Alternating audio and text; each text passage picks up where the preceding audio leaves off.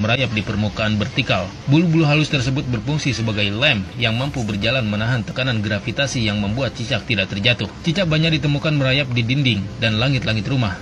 Terkadang dia turun ke meja makan dan masuk ke wadah makanan. Terlihat menjijikan bagi banyak orang.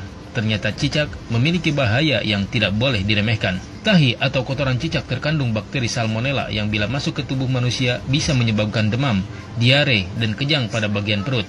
Bisa kita bayangkan saat cicak buang kotoran dari langit-langit rumah lalu jatuh ke lantai, baju atau badan kita, atau jatuh ke makanan, tentu sangat bahaya. Di situs Dokter Sehat dijelaskan salah satu jenis bakteri yang ditemui di dalam tubuh cicak adalah Escherichia coli atau E. coli. Bakteri E. coli dikenal luas sebagai salah satu penyebab utama sakit perut atau gangguan pencernaan lainnya. Karena alasan inilah, ada baiknya kita memastikan bahwa lauk atau makanan yang akan kita konsumsi ditutup dengan tudung saji dengan rapat sehingga tidak akan mudah dimasuki oleh cicak.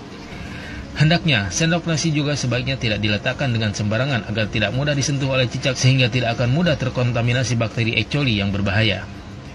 Sejumlah ulama menerangkan bahwa cicak memiliki racun cukup berbahaya, lebih-lebih jika dia menjelati makanan dan minuman, lalu memuntahkan racunnya padanya. Maka cicak disifati sebagai hewan perusak makanan dan menimbulkan bahaya.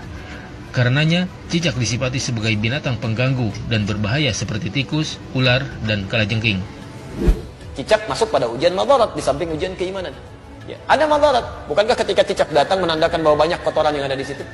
Ada bakteri E. coli yang dia bawa, ada kotoran-kotoran yang ada di sekitarnya. Yang dimakannya pun yang kotor juga. Apa makanan cicak? Nyamuk. Nyamuk. Jadi ini menandakan bahwa ketika cicak hadir itu dia diciptakan oleh Allah, bukan diciptakan untuk dibunuh, diciptakan untuk menandakan ada madarat di sekitaran itu dengan kotoran-kotoran.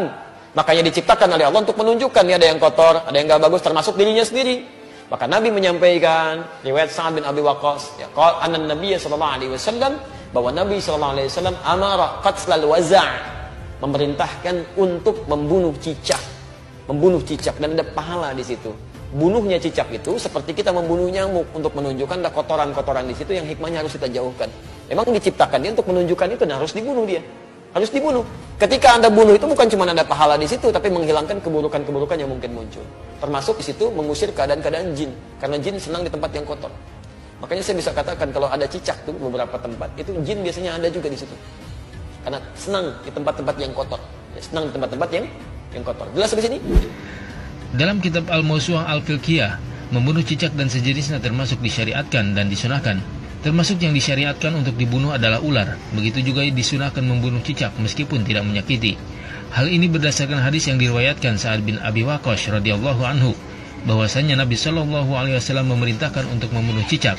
Beliau menyebut hewan ini dengan hewan kecil pengganggu. Alasan lainnya, dari sisi histori, karena nenek moyang cicak bersedia menjadi alat setan untuk menimbulkan keburukan kepada Khalilullah Ibrahim alaihissalam, berusaha meniup api yang membakar Nabi Ibrahim agar terus menyala. Dari Ummu Syarih radhiyallahu anha, ia berkata, Rasulullah Shallallahu alaihi wasallam memerintahkan untuk membunuh cicak. Beliau bersabda, dahulu cicak ikut membantu meniup api untuk membakar Ibrahim alaihissalam. Hadis riwayat Al-Bukhari nomor 3359. Wasamma bi fuwaisiqa, dan Nabi menyebutnya dengan hewan fasik kecil. Hewan fasik kecil. Selain membawa kotoran, dia pernah juga meniup-niup api yang sedang membakar Nabi Ibrahim supaya semakin menyala. Ya, diharapkan menjadi dingin dan teduh, ini malah ditiup-tiup oleh hewan ini. Makanya ketika Anda membunuhnya, bukan cuma menghilangkan kotoran, tapi plus ada pahala di situ. Pahalanya di situ dengan sekali pukul ada 100 kebaikan, kan? Berdasarkan hadis riwayat Al-Bukhari dari Ummu Syurek, nomor hadis 3359. Dan terbunuhnya cicak itu menghadirkan bagusnya kebaikan-kebaikan dengan menghilangkan kotoran yang ada di dalamnya. Jelas di sini? Cicak salah berpihak sehingga menyebabkan dirinya mendapat predikat buruk. Ia membantu setan, musuh Allah, untuk mencelakakan wali Allah. Tentunya di samping itu, cicak binatang pengganggu dan menyimpan bahaya bagi manusia. UAS sudah mengambil sikap dan keberpihakan dengan terbuka. Karena itu jangan sampai kita seperti cicak yang karena kesalahannya dalam berpihak ia dihukum oleh Allah Azza wa Jalla. Tulis Ustaz Fuaz Al-Hazimi di akun Facebooknya. Wallahu a'lam.